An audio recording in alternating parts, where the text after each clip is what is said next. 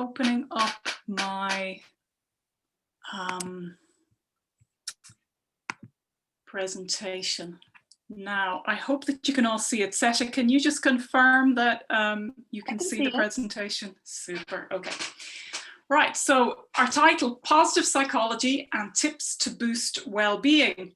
If you're watching this a year or two on from now on the YouTube channel, at the moment, the world is facing a pandemic and people's general well-being is being tested by different measures that are being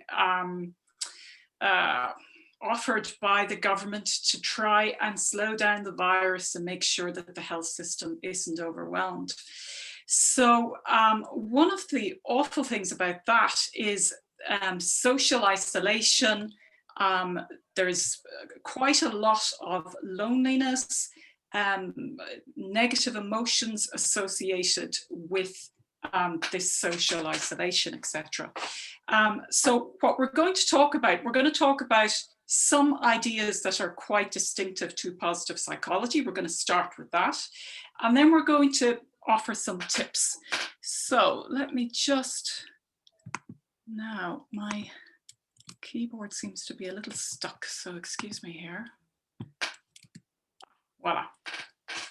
So Seligman, he's pretty much considered the father of positive psychology, was a psychologist who came out with this phrase. He founded positive psychology, and he says, positive psychology is the scientific study of optimal human functioning that aims to discover and promote the factors that allow individuals and communities to thrive. Okay, so if you look at that, it's the study of optimal human functioning, as opposed to traditionally psychology would have looked more at illnesses, mental disorders, down on the bottom end of this range here.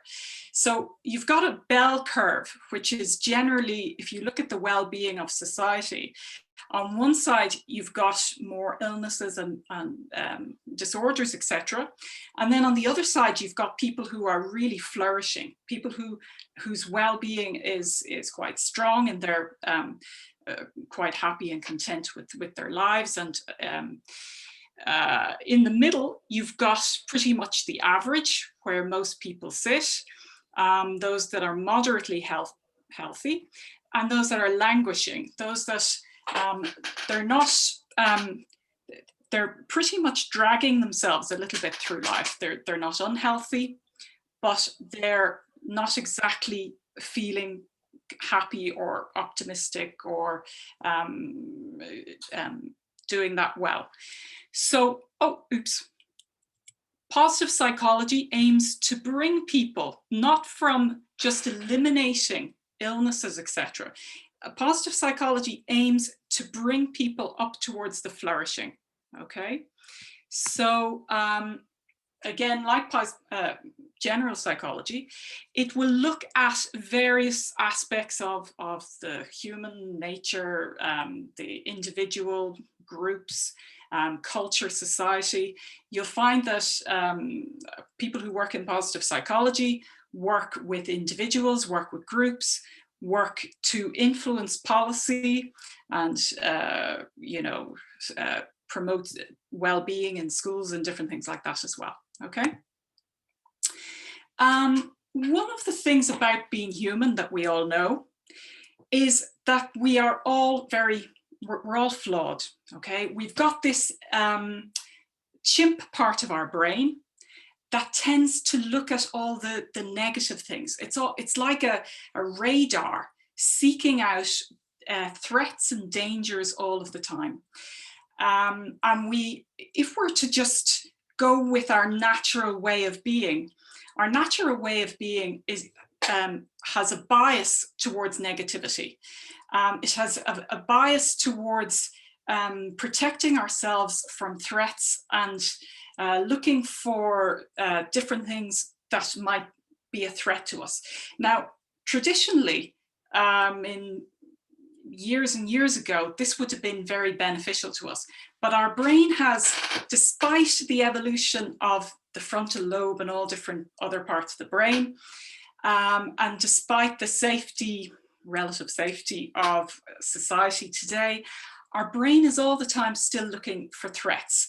So it tends to miss a lot of good events, good stuff that happens to us, in favor of worries and anxiety and negative self-talk, which is really trying to protect us. It's really trying to make sure that we are safe, okay?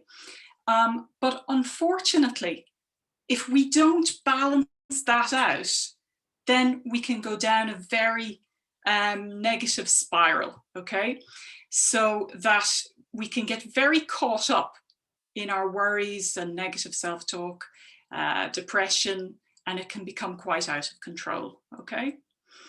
So we need to work on balancing this. And this is what positive psychology aims to do. It studies people who are flourishing. So it looks at those people who are doing really, really well. And it looks to see how can other people replicate this? What behaviors are they doing? What tools are they using? What resources are they using in order to balance out that negativity bias in order to improve their well-being? So different things that work, and there's a lot of tests and research behind, are things like savoring, meditation, positive self-talk, problem-solving skills, exercise, character strengths. There's quite a long list. I've just put together a few items that work to balance that back out again so that we begin to flourish. So through the practice of certain activities, we train our brain. And it's literally training your brain, the same as if you were doing exercise every day. You train your brain to notice positive things. You train your brain not to be so feeling under threat, okay?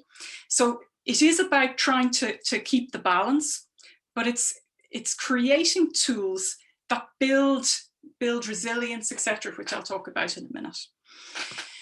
Hedonic adaptation is basically the phenomenon that after about a year, an event that should bring about real happiness, etc., something like, you know, a job promotion or winning the lottery, for example, it should bring about extreme happiness.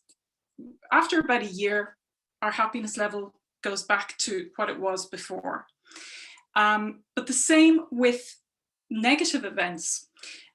You'll find that if we don't do something extra, our general happiness will remain as it is right now.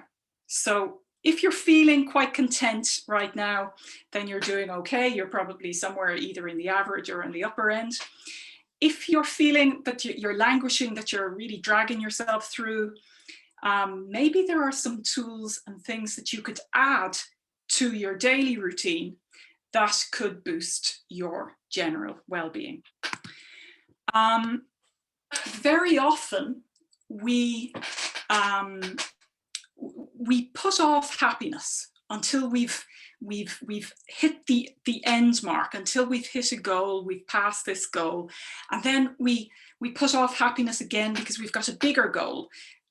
We get a great job, and then we're looking to do better in the job and get a promotion, and then get a better job, and to meet a partner, and all the time we're pushing things back. So we're not really stopping necessarily to embrace the good stuff. And of course, in the meantime, all of this negativity stuff, all of this worry and sense of threat may be growing in the background, okay? In order to move towards flourishing, PERMA is some of the stuff that we should be doing more of. And it's an acronym that stands for positive emotions. So using positive emotions helps you to move towards flourishing. Engagement in activities, in things, responsibilities, all different things, in positive emotions, meaning and purpose, a sense of achievement and accomplishment, and then an additional one, vitality, healthy living, all of that. These are things that help to move us towards flourishing when we practice them. Character strengths, and sorry, I'm starting again with these key ideas, and I'm going to give you some tips in a minute, okay? Character strengths I've spoken about before in a different webinar. You might want to take a look at that if you're generally interested.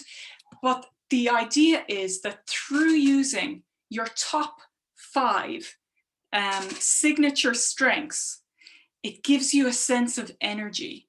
If you're even thinking to yourself, what are 3 qualities or strengths that I was using over the last few months that I felt really good about myself doing?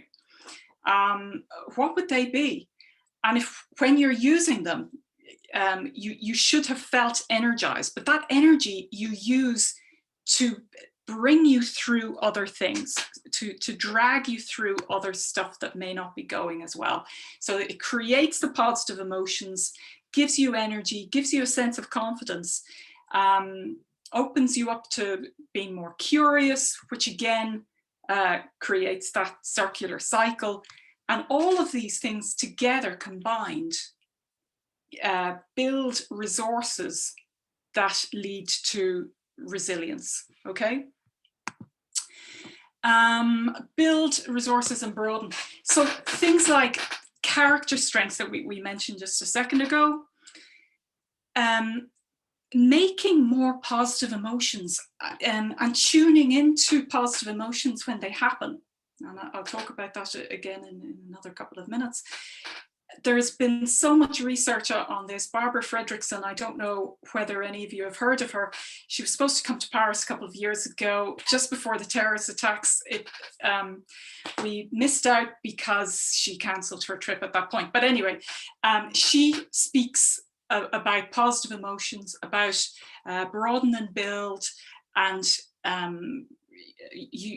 creating more positive emotions to actually build resilience and protect us against adversity, okay? But other things also do similar work. Positive relationships, self-regulation, the ability to actually calm our body, problem-solving skills, optimism, etc. These are things that we can learn. These are things that we can teach our kids. And when we teach our kids these things, then they become more curious, more actively engaged in learning, more open to relationships, to involvement in different things. They earn a sense of self-efficacy. When you think about self-esteem and stuff like that, to be honest with you, you don't want to start there. You want to start with a sense of self-efficacy and resilience, because these are the things that give you a sense of competence. These are the things that give you a sense of autonomy. And with these things, they help you to get through learning, etc. But again, I am going to talk more in a second about these. So resilience, as I've said already, is a state created through the building of all these resources that helps to protect us to overcome adversities. And you can build it, and you can help your kids to build it, and you can help your friends to build it.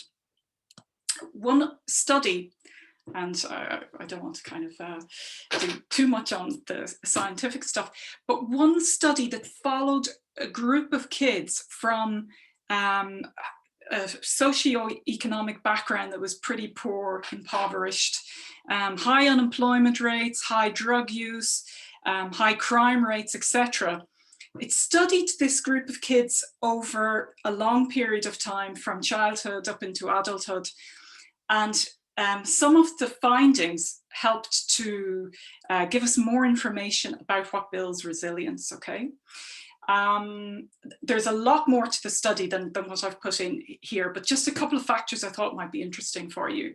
Out of those kids from this poor background, 1 out of 3 grew into a thriving, flourishing adult, despite all of the different circumstances that they were brought up in. In all of those cases, and this is the most important factor, at least one positive, caring individual existed in their lives who accepted them unconditionally. This is the one factor that all of them had. There are other factors that most of them had, etc., but this is the one that they all had. Supportive individuals from within and outside the family network, the majority of them had, okay? They took pleasure in interests and hobbies, so they were involved, they were engaged, going back to that PERMA thing, engagement in activities. And that sense of self-efficacy that I've spoken about before, giving them a sense of confidence and competence by taking on responsibilities, both within the home, so doing things within the home that they could do from quite a young age, and also taking on responsibilities outside of the home. Some of them had little jobs, some of them had responsibilities at school, but you can see that these are factors that really worked to help build their resilience. So if you're looking at what you can do to help kids to gain more resilience, studies like this are really quite key. Going even further than resilience is the whole thing of post-traumatic growth, which again came about through studying positive psychology and studying those individuals who didn't just bounce back, which is the more resilience part, but they actually grew somewhat from some of the changes that happened, you know, post-trauma, etc. So there was quite a number of studies on this. Heffron is one of the characters that I think has done phenomenal work.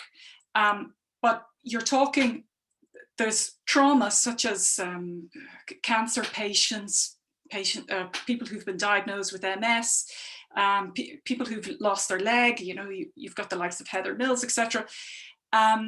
So trauma happens, then suffering, challenges, they can be quite low. They get some support, they build hope, transformation, you know, post-traumatic growth. What does that actually look like? 5 different areas where people have seen growth post-trauma. Greater appreciation of life, greater appreciation of relationships and building more positive relationships, more personal strength, spiritual development, and opening up new avenues, new possibilities, new career paths, new potential to what they ended up doing.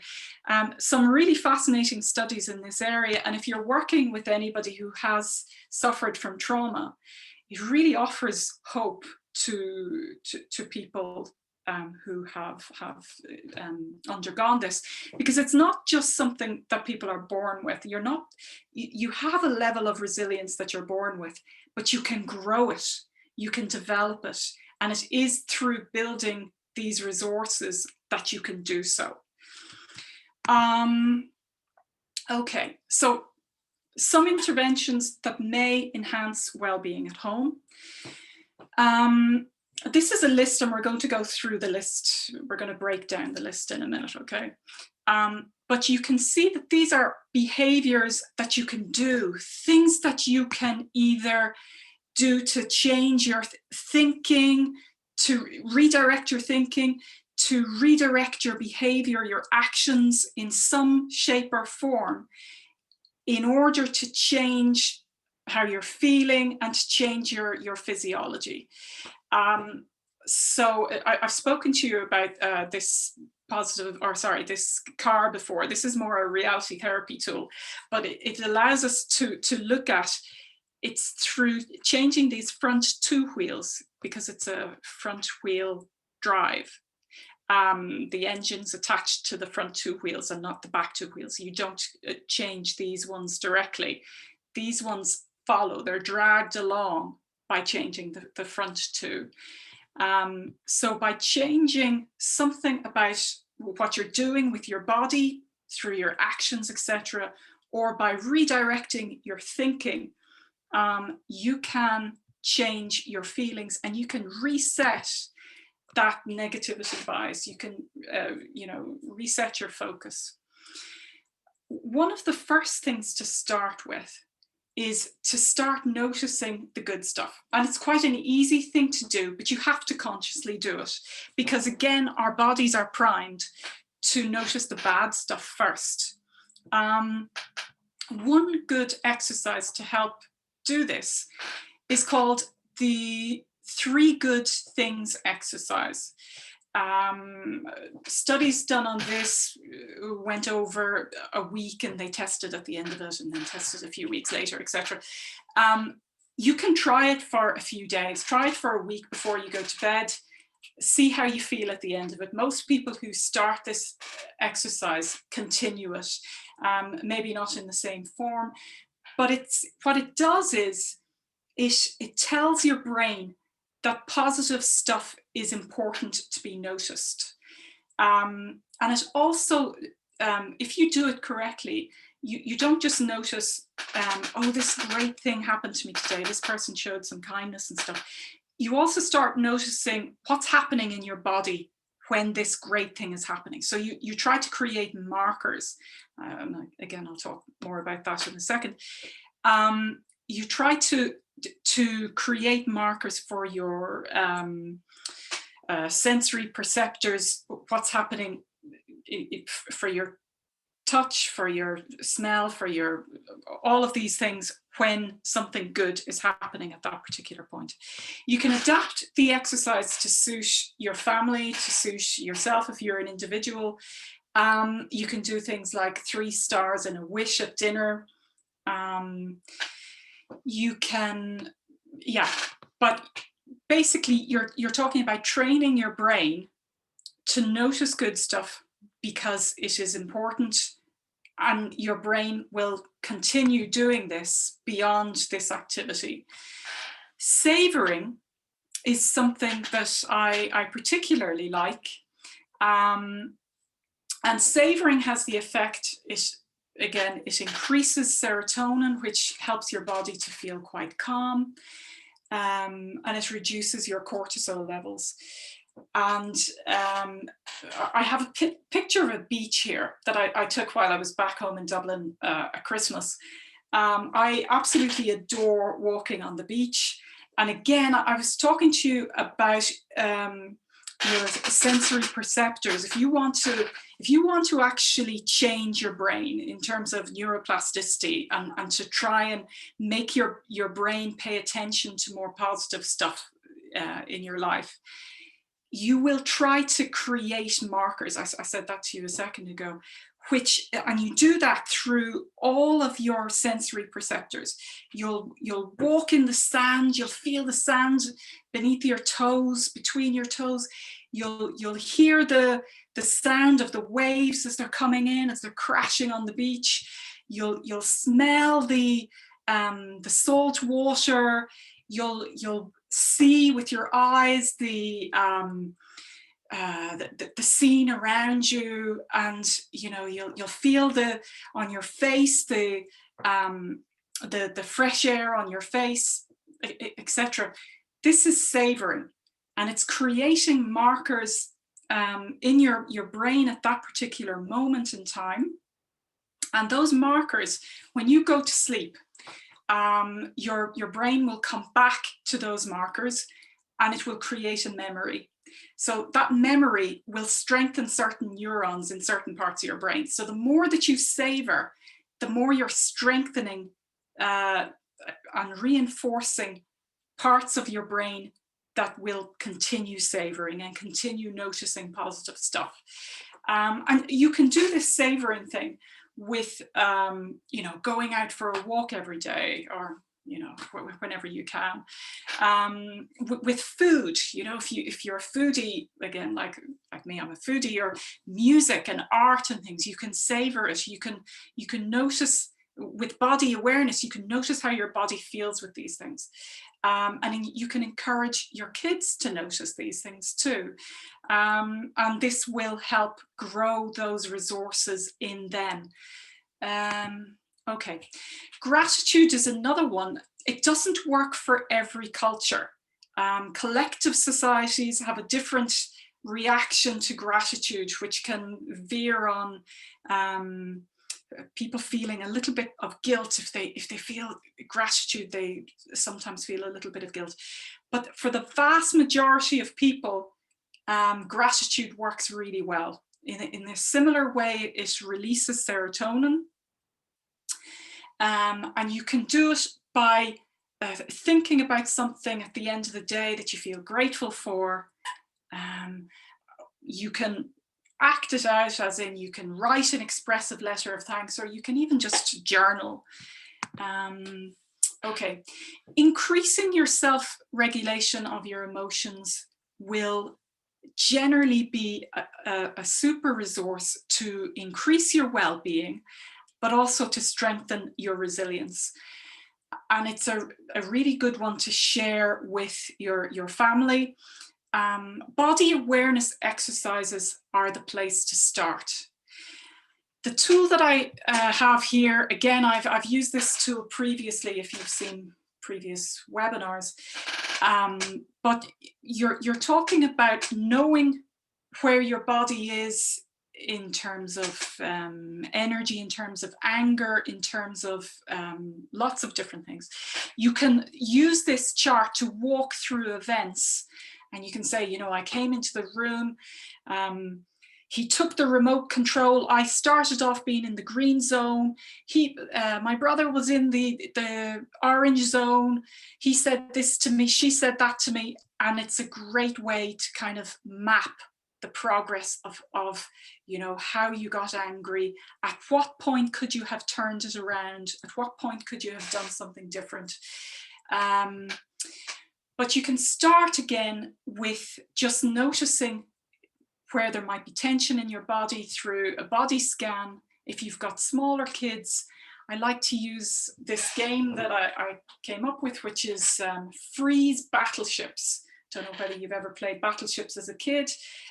We used to love to play, but you say to a kid, freeze, and they have to pick 3 points in their body that they're going to tense up for the game.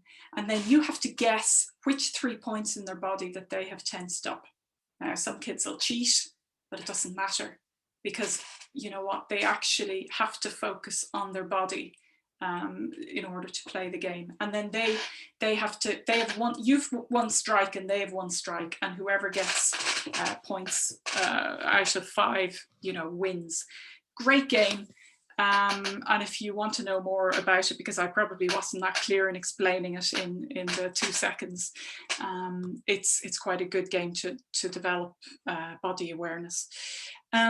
Creating safe choices, but both for yourself and for other members of your family. You'll find that, again, if you're coming up here in your frustration levels, if you're going up into the orange zone, you're not going to be thinking as clearly, you're not going to be explaining yourself as clearly as you might think you are. And if you're in the red zone, forget about it, you've gone too far. So creating safe choices for kids, you might draw something like the superhero belt, but for yourself, maybe just think about, you know, take a break, do a 1-minute meditation, get a glass of water, you know, just walk outside of the room, breathe, etc. We all need to be able to self-regulate our bodies in order to be successful in numerous different ways in our lives. Okay, and I spoke about modeling for your kids, but even find a model for yourself. If you find that some particular trigger sets you off, look for a model, or even chat to somebody and say, you know, what could I do here? You know, this is driving me crazy. Okay.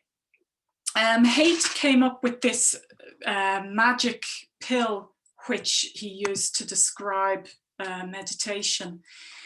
And the thing is, it's like, if you could take a pill that would reduce anxiety and your sensation of pain, that would increase your focus and concentration, that would increase your sense of well-being, would improve your memory, your self-esteem, empathy, and trust, and it was free. This pill is free. Would you take it? And, you know, people say, yeah, sure, I would. But if it actually involves effort, would you do it? And maybe it's worth giving it a try. Meditation, it doesn't work for everybody, and there are different types of meditation that are more appropriate for different people at different times. And I can talk to you more about that if you want during the question time, if you're interested. Positive self-talk. It's, you know, we often have these negative thoughts that, you know, go into our head, and if we let them, we can jump on board a train and literally be off on that track and way up the road before we even notice that we're gone. Positive self-talk is a way to pull ourselves back, and you know, I can't do it yet. We add yet to the end of a sentence. I can do it if I have these resources. You ask, you know, a kid, what do you need to help you to do this? A very good question.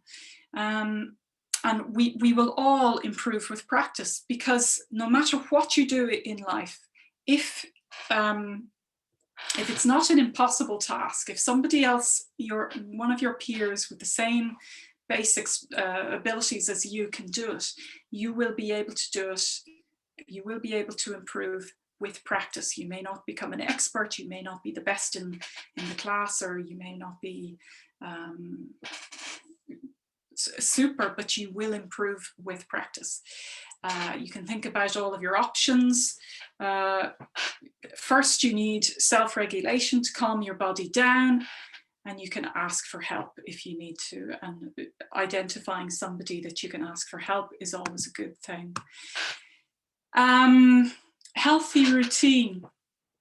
When it comes to the pandemic, and I've written about this before in one of my blogs, a healthy routine is really, really important to structure even your sleeping, your exercise, your general meals and stuff at certain times, to work at a certain part of the day, to rest at a certain part of the day, really does help to set your body's natural circadian rhythm, helps you to feel safe and protected and more in control of your day.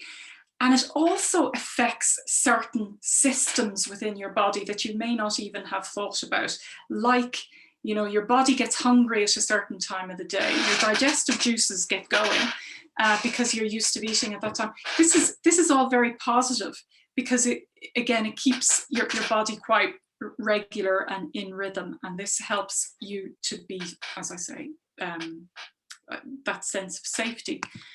However, it's also important during a pandemic, during a time where you're quite confined, to introduce little novelty factors in your day, to introduce something new and different, because without it, your brain goes to mush.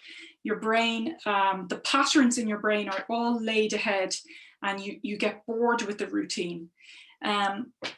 You might notice, if you haven't been away for the Christmas time, if you haven't gone on vacation, that the normal routine of your everyday has become really tedious and monotonous. And the idea of getting away is just, it seems like a dream at this stage. It's really important for us all to have, to introduce little novel things to keep us alive, to keep that spark going. So maybe, you know, introduce a couple of different things, like take a different route on your walk, sit in a different place at the dinner table, or, you know, while you're watching TV. Look up a new recipe, have a games night, have a, you know, a themed night in your house. There's a lot of different ideas, and, you know, I'm sure that some of you have got great suggestions as well, for introducing something novel. You can even ask your family to put some ideas into a basket, and you pull one of them out, and, you know, you can consider whether, you know, the family wants to do it or not. Okay, but what it does is it helps to build curiosity. It helps your brain to keep learning, to build new patterns, to build new connections, that it's not just doing the same. So it opens you up to problem solving, to builds openness, creativity, because you have to solve problems, but it boosts your mood. Creating your future self. During the pandemic, an awful lot of people, companies, etc., have taken a little bit of time to reflect on where they are right now. And I think it's a really good opportunity to do that. So you're asking yourself, is what I'm doing right now getting me what I want? Is this journey, is this path that I'm on where I want to go? And if it's not, maybe I want to think about what I do like about, you know, what's going on. Maybe I want to make some changes. Best possible self-exercise, 3 evenings in a row, helps to get you thinking, you know, on the spur of the moment. Give yourself 10 minutes to just write, and it helps you to come up with new ideas, new plans for what you might, for what's really valuable to you, for what you really think is important and what you would like to work towards. It helps to identify goals. Writing your own obituary sounds like a morbid task, but it also helps you to think backwards and think about, well, what are you proud of? What would you like to be proud of? What would you like to have achieved in your life? What can you set as a goal that you would like to be part of your legacy? So just a different way to look at things. Self-efficacy is one of those things that creates an awful lot of anxiety, especially in special needs kids, but in quite a lot of people generally as well. Believing that what you are going to do will be effective. Okay, so we need to build this. We need to work with kids in order to actually build this. But it's the same with taking on new challenges like positive psychology tools that I'm talking about. You need to believe that this is going to be effective for you, that you're not going to give up after, you know, like a New Year resolution, etc. You need to believe that this is going to work for you. So looking at some of the YouTube clips, looking at some of the research that has been carried out, will convince you that this is all very real stuff, and it really does make a difference to your well-being if you practice it. But if you believe that you can do something or not, you are correct. Okay, somebody else said that, and I can't remember who, but anyway. But one of the ways to build self-efficacy is to break down, I should actually move forward and then move backwards, break down your task. Break down big things that you want to achieve into smaller parts. If you wanted to learn to play the guitar, you need to learn different skills. You know, you learn chords and you get them right, and then another day you might learn to strum and you get that right, and you might another day you might be practicing on playing the song to the rhythm. It's the same with any type of learning, whether you're learning a language, whether you're doing a project, etc. If you're going to run a marathon, you're not going to run it all in one day. The idea is that you need more immediate reward if you're going to build self-efficacy. Kids need more immediate reward. Adults need more immediate reward. In order to create that, you have a plan. So you break things down into smaller pieces, and you set yourself a smaller challenge. So you say, I'm going to do 1 kilometer today, and I'm going to feel really good about that. Or maybe I'm just going to put on my gear today. I'm just going to put my fitness gear on, and I'm going to go for a walk today. And tomorrow I'm going to try jogging a bit, walking a bit, jogging a bit, walking a bit. So you set yourself really small targets. But once you're moving forward towards a goal, you're going to get a dopamine hit. If you've set a small target, you should be thinking to yourself, this is my reward at the end of this, at the end of working for 10 minutes on my project, then I deserve a break. I'm allowed a break. So it's important to know that we need more immediate rewards. Video games do the same thing. You collect points all the time as you're going. So it applies to all different types of learning or taking up new challenges. Person fit, when it comes to, like, we've named just a few positive psychology interventions, but really it's about identifying what works for you as an individual. And it's not going to be one thing. There are going to be several things that might potentially work for you, and there might be some things that don't work for you as well. So it's important to work through it with somebody who has a bit more information. These are some of the applications of positive psychology. There's a huge range more, but I know that people were asking me, what do you do? What do you do? So this is some of the stuff that I do. And okay. And now this has basically come to the end of the presentation. If you've got questions, if you'd like more information, make an appointment, etc.